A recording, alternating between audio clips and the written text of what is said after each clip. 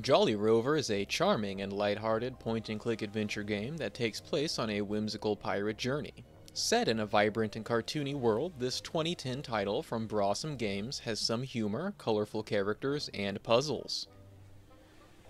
The game borrows heavily from classic adventure titles like Monkey Island while adding its own unique spin with a delightful cast of anthropomorphic dogs.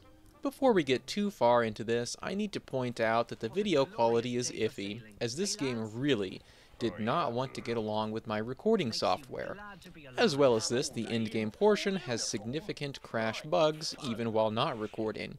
I tried to finish the very last, probably 5-minute portion of the game and get the credits rolling multiple times and only made it through once. I did beat it, so it is possible, but very, very frustrating. Ahoy matey, I'm Scurvy Banana, and I make reviews, guides, and walkthroughs about games with pirates in them. If you'd like to keep up with my work, go ahead and sail into the subscribe button, blast your cannon into the comments section, or find that X marks the treasure map spot that happens to be my likes button. Today, I'm talking about Jolly Rover. I did manage to 100% complete this game. That means I played through it more than once, collected every special item, maxed out the high score. Why a point-and-click adventure game has a high score is beyond me, and I did every and any single side activity. It took me a little over 4 hours to complete all of this, which is not a lot of time. The protagonist, Gaius James Rover, is a timid sausage dog who finds himself embroiled in a high-seas adventure after a series of misfortunate events. His goal is simple: deliver a shipment of Jolly Rover rum, but of course things go awry as he's captured by pirates and forced into a life of plundering. The game's narrative unfolds with plenty of witty dialogue, clever wordplay, and piratey-themed antics.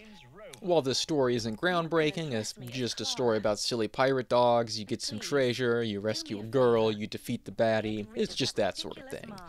I will say that it very much so looks like a children's game, but there are a couple of adult jokes here and there and a little bit of swearing. If that's something you're persnickety about, this is your warning.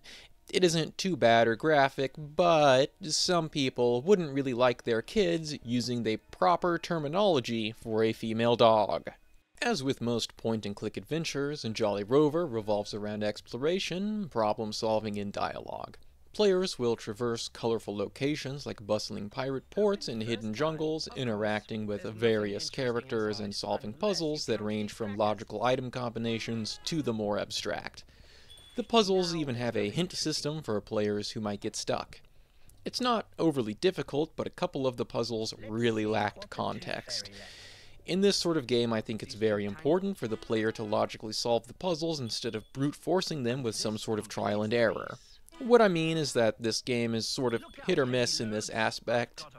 And to continue on with the bad, during the cave section, you have to pull out a magical shell to hear which direction the ghosts are coming from. There are 4 directions, as sometimes backtracking is the correct way.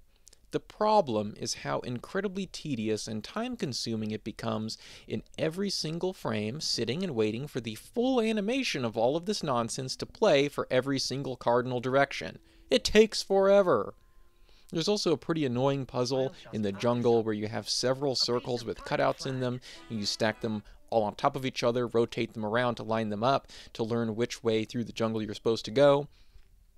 Maybe I'm just not too bright about this one, but it took me a while, and ultimately I found this sort of puzzle more frustrating than fun, and it doesn't help that it goes on and on and on. You do this multiple times.